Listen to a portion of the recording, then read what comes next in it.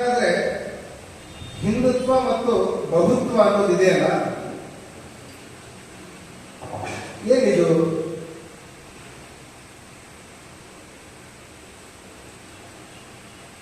ಹದಿನೆಂಟನೇ ಶತಮಾನ 19ನೇ ಶತಮಾನ ಕಾಲಘಟ್ಟದಲ್ಲಿ ಒಂದಿಷ್ಟು ಸಾಹಿತ್ಯದ ರಚನೆ ಆದದ್ದನ್ನು ನೀವು ಗಮನಿಸಬೇಕಾಗಿದೆ.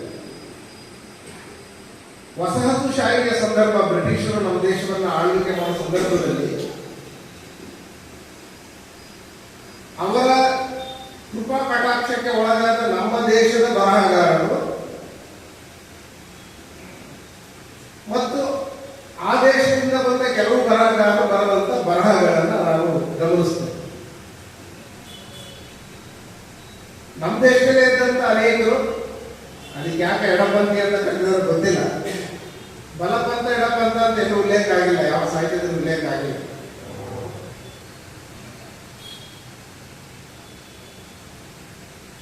ಯಾವುದು ಎಡಪಂಥ ಯಾವುದು ಬಲಪಂಥ ಅಂತಿಲ್ಲ, ಅದು ಯಾವುದೋ ಒಂದು ಕಾಲಘಟ್ಟದಲ್ಲಿ ಬಂದು ಸೇರ್ಕೊಂಡ್ರೆ ಬಂದಿದ್ದಾರೆ. ಬಲ ತಪ್ಪು ರಾಜ್ಯ ಹೊಗಳ್ತಾ ಇದ್ರು, ಅದಕ್ಕೆ ಬಲಪಂಥ ಅಂತ ಅವ್ರು ವ್ಯಾಖ್ಯಾನ ಮಾಡ್ತಾರೆ.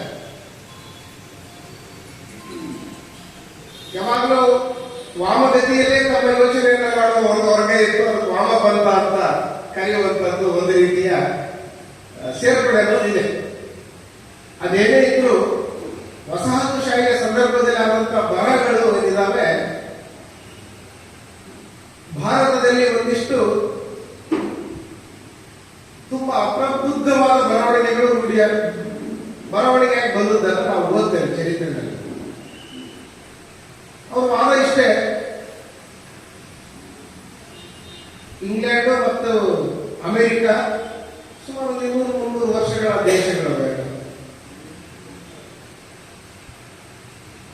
ಆ ನೆಲೆಯಲ್ಲಿ ಯೋಚನೆ ಮಾಡೋದು, ಅಲ್ಲಿ ಇಂಗ್ಲೆಂಡ್ ನಲ್ಲಿ ಯಾರು ಬಂದಿದ್ದಾರೆ ಅವ್ರು ಯಾರೋ ಮೂಲ ನಿವಾಸಿಗಳು ಯಾರೂ ಇಲ್ಲ, ಅವರೆಲ್ಲ ಹೊರಗಡೆಯಿಂದ ಬಂದು ಸೆಟ್ಲ್ ಆದಂಥವ್ರು. 13 ಸ್ಟೇಟ್ಸ್ಗಳಿದೆ ಅಮೆರಿಕದಲ್ಲಿ. ಇಂಗ್ಲೆಂಡ್ ನಲ್ಲೂ ಕೂಡ ಮೂಲ ನಿವಾಸಿಗಳಂತಿಲ್ಲ. ಹಾಗೆ ಅವರು ಆ ಕಾನ್ಸೆಪ್ಟ್ ಅಲ್ಲಿ ಭಾರತದವರು ಅಂತ ಹೇಳಿದ್ರೆ ಯಾರು ಅಂತ ಅವ್ರು ಪ್ರಶ್ನೆ ಹಾಕುವಾಗ ಶುರು ಮಾಡ್ತಾರೆ. ಗ್ರೀಕರು ಬಂದರು, ಹೂಣರು ಬಂದರು, ಶಕರು ಬಂದರು, ಸುಲ್ತಾನರು ಬಂದರು, ಮುಸಲ್ಮಾನರು ಬಂದ್ರಲ್ಲ ಸುಲ್ತಾನರು 9ನೇ ಶತಮಾನದಿಂದ, ಮೊಘಲರು ಬಂದರು, ಡಚ್ರು ಬಂದರು, ಪೋರ್ಚುಗೀಸರು ಬಂದರು, ಫ್ರಾನ್ಸ್ನವರು ಬಂದರು, ಇಂಗ್ಲೆಂಡ್ ಅವರು ಬಂದರು. ಹಾಗೆ ಇವರೆಲ್ಲ ಬಂದಿದ್ರಿಂದ ಈ ದೇಶದಲ್ಲಿ ಇವರೆಲ್ಲ ಬಂದವರೇ ಇರೋದು, ಯಾರು ಇಲ್ಲಿ ಮೂಲ ನಿವಾಸಿಗಳಿಲ್ಲ. ಹಾಗೆಯೇ ಅವರೊಂದು ವಾದವನ್ನು ಬಿಲ್ಡಪ್ ಮಾಡಿದರು. ಆರ್ಯನ್ ಅಂತ ಒಂದು ರೇಸ್ ಇದೆ, ಅದು ಮಧ್ಯ ಏಷ್ಯಾದಿಂದ ಮೈಗ್ರೇಟ್ ಆಯಿತು ಭಾರತಕ್ಕೆ ಅಂತ ಬರವಣಿಗೆ ಆರಂಭ. ಅಂದ್ರೆ ಇಲ್ಲಿ ಮೂಲ ನಿವಾಸಿಗಳಂತ ಯಾರಿಲ್ಲ ಭಾರತದಲ್ಲಿ, ಅವರೆಲ್ಲ ಹೊರಗಡೆಯಿಂದ ಬಂದವರೇ ಅನ್ನುವಂಥದ್ದು ಅವರ ತೀರ್ಮಾನ. ಯಾಕೆಂದ್ರೆ ಅವ್ರ ದೃಷ್ಟಿಕೋನ ಹಾಗೆ ಇದ್ದದ್ದು. ಅವ್ರಿಗೆ ಒಂದು ಕಗ್ಗಟ್ಟಾಗಿದೆ ಏನಂದ್ರೆ ಭಾರತ ಅರ್ಥ ಮಾಡ್ಕೊಳ್ಳೋದು. ಓಪನ್ ಮಾಡ್ಕೊಂಡು ಹೋದ್ರೆ ಏನ್ ಹೇಳಲ್ಲ ಭಾಷಣದಲ್ಲಿ. ಇದು ಚಿಂತಕರ ಚಾವಡಿ ಆದ್ರಿಂದ ಬಹಳ ಗಹನವಾದ ಸಂಗತಿಗಳನ್ನು ನಾವೀಗ ಚರ್ಚೆ ತಗೊಳ್ಬೇಕಾಗ್ತದೆ.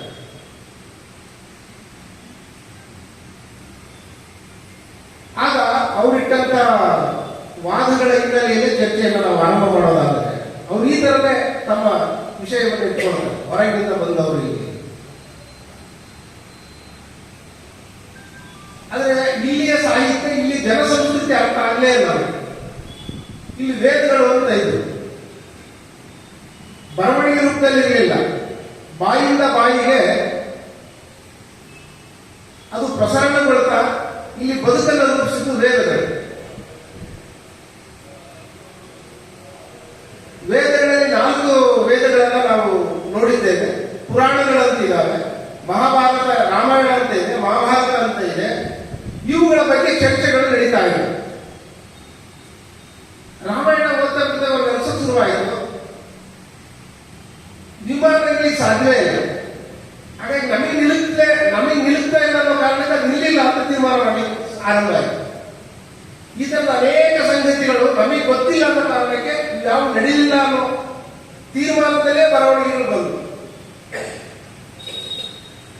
ಅಂದ್ರೆ ವಾಸ್ತವ ಏನಾಗುತ್ತೆ, ಕೊನೆಗೆ ನಮಗೊಂದು ಡೌಟ್ ಬಂತು, ಭಾರತದಲ್ಲಿ ವೇದಗಳು ನಮಗೆ ಅರ್ಥ ಆಗ್ತಾ ಇಲ್ಲ, ಸಂಸ್ಕೃತದಲ್ಲಿಲ್ಲ. ಸಂಸ್ಕೃತವನ್ನ ಭಾರತದಲ್ಲಿ ಅನೇಕ ಪಂಡಿತರು ಓದ್ಕೊಂಡಿದ್ರು, ಹಾಗಿದ್ರಿಂದಲೇ ಸಂಸ್ಕೃತ ವೇದಗಳು ಬರೆಯಲ್ಪಟ್ಟಿದ್ರು ಇಲ್ಲಿ. ಆದ್ರೆ ಭಾರತದವರ ಜೊತೆಗೆ ವೇದಗಳನ್ನ ಅವರು ಇಂಗ್ಲಿಷ್ಗೆ ಟ್ರಾನ್ಸ್ಲೇಷನ್ ಮಾಡೋದಕ್ಕೆ ಹೋಗ್ಲಿಲ್ಲ.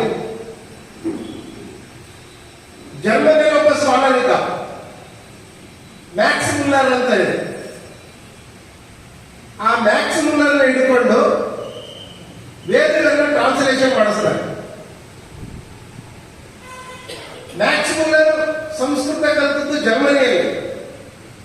18ರಿಂದ 22ನೇ ವಯಸ್ಸಿನಲ್ಲಿ ಸಂಸ್ಕೃತ ಕಲಿತು ಸಂಸ್ಕೃತದ ಬಗ್ಗೆ ಪಾಂಡಿತ್ಯಗೊಳಿಸಿಕೊಂಡು ಇದ್ದಂತ ವ್ಯಕ್ತಿಗೆ ಆಫರ್ ಹೋಯಿತು ಭಾರತದಿಂದ, ಬ್ರಿಟಿಷರು ವೇದಗಳನ್ನ ಟ್ರಾನ್ಸ್ಲೇಷನ್ ಮಾಡಲಿಕ್ಕೆ ಬಹಳ ದೊಡ್ಡ ಪ್ರಮಾಣದ ಹಣವನ್ನು ಅವರಿಗೆ ಕೊಟ್ಟು ಟ್ರಾನ್ಸ್ಲೇಷನ್ ಮಾಡಿಸ್ತಾರೆ. ಭಾರತ ಅರ್ಥ ಆಗ್ಬೇಕು ಅಂದ್ರೆ ವೇದಗಳಲ್ಲಿ ಏನಿದೆ ಅಂತ ಗೊತ್ತಾಗ್ಬೇಕು ಅನ್ನೋದು ಅವರ ಸರಿಯಾಗಿ ಇತ್ತು.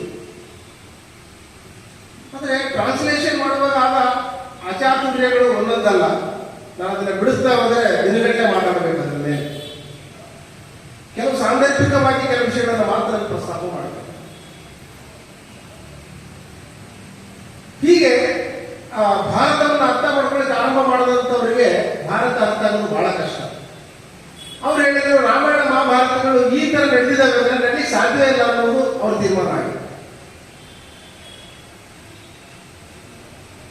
ಭಾರತದಲ್ಲಿ ಭಾಷೆಯನ್ನು ಹುಟ್ಟಿದ್ದು ಯಾವಾಗ? ಮತ್ತೆ ಅದು ಬಂದಿದ್ದು ನಮಗೆ ಅಶೋಕನ ಕಾಲದಲ್ಲಿ ಬ್ರಾಹ್ಮಿ ಶುರುವಾಯಿತು.